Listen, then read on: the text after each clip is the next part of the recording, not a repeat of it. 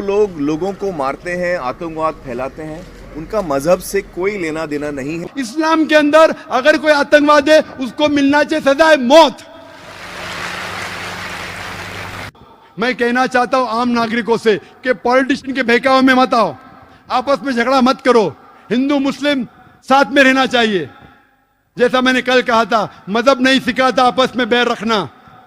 India है, हम वतन है हिंदुस्तान हमारा, क्यों आपस में झगड़ा करते? पॉलिटिशियन बहकावे में मत आओ। मैं ये कहना चाहता हूं जो भी जिम्मेदार है आतंकवादी हमले के, उसको पकड़ो, सजा दो। मैं आपकी मदद करूंगा, मुसलमान से कहूंगा मदद करो। इस्लाम के अंदर अगर कोई आतंकवाद है उसको मिलना चाहिए सजाए मौत। मैं सख्त लॉ के फेवर में हूं, लेकिन ये कहना चाहता हूं, आप टाडा लेके पोटा लेके आए, पोटा लेके मकोका लेके आए, मैं आपके साथ हूं। लेकिन अगर कोई बेगुनाह को कोई मकोका में डालता है और अगर 6 महीने बाद, 1 साल बाद साबित होता है बेगुनाह, पुलिस ऑफिसर को अंदर डालो।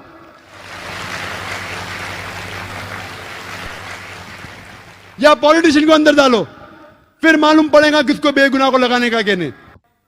और हम सब हिंदुस्तानी, या हिंदू हो या मुसलमान हो, हम में डिफरेंस हो सकता है, हम में कुछ बात पे इख्तिलाफ हो सकता है, लेकिन आपस में झगड़ा नहीं करना चाहिए, आपस में एक दूसरे की जान नहीं लेना चाहिए। हम साथ हैं तो इंशाअल्लाह सब मजहब सिखाता है कि कोई बेगुनाह को कत्ल नहीं करना चाहिए, फिर ही ये आतंकवादी फोर्स इस देश को छोड़ पाएंगे। तो ये कहना कि सिर्फ मुसलमान ही आतंकवादी हमले कर सकता है, ये बिल्कुल गलत है। आप कहते हैं 100%, ये बिल्कुल मानने को तैयार नहीं हो सकता है मुसलमान कर सकते, तो क्यों मुसलमान को ही टारगेट किया जा रहा है? बराबर तहकीक करो, मुसलमान रिस्पॉन्सिबल पकड़ो, हम आपका साथ देंगे, लेकिन बेबुनियाद पकड़ना मेरे हिसाब से सही नहीं। अगर मुसलमान कुछ गलत काम करते हैं तो नाम आता है का मुस्लिम टेररिस्ट। बाकी कौन गलत काम करता है तो उसे इलाके से जाना जाता है।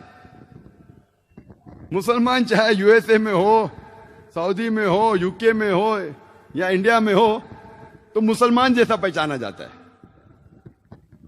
अच्छे काम किए तो कहेंगे इंडियन ने अच्छे काम किया, मुसलमान ने नहीं।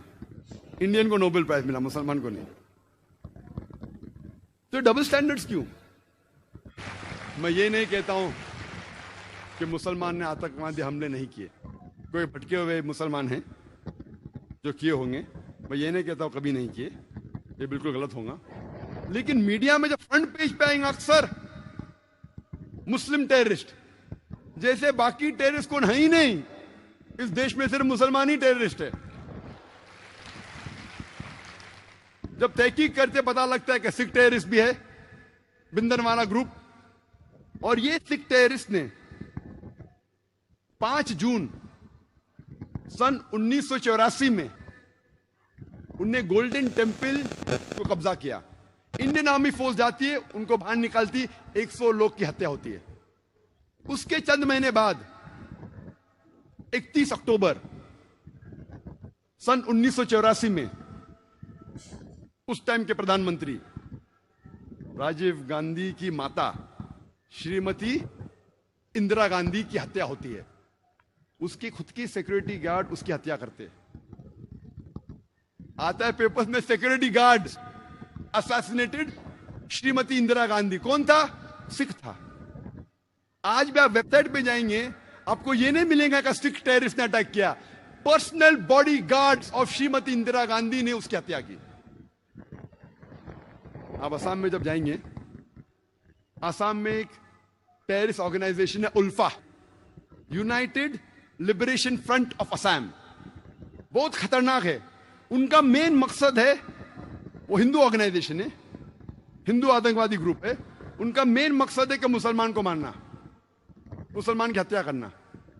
और आपको पता है कि चंद सालों में उल्फा, सिर्फ उल्फा ने, ये 2 साल के पहले का स्टैटिस्टिक्स है, अभी अपडेट नहीं किया हूं मैं, 2006 तक के उल्फा ने 749 टेररिस्ट अटैक्स किए। There is no other terrorist organisation in the world history who has done 749 terrorist attacks. 749 terrorist attacks ULFA ने किए चंद सालों में सिर्फ।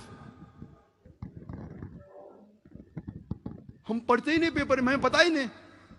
मैं जब बॉम्बे में पेपर पढ़ता हूं पता चलता कश्मीरी टेररिस्ट, मुस्लिम टेररिस्ट। जब मुझे कश्मीर लोग काफी बुला रहे थे तकरीर करने के लिए और मैं सोच जाऊं क्या नहीं जाऊं, जाऊं क्या नहीं जाऊं, फिर 2003 में सोचता हूं मैं जाऊंगा।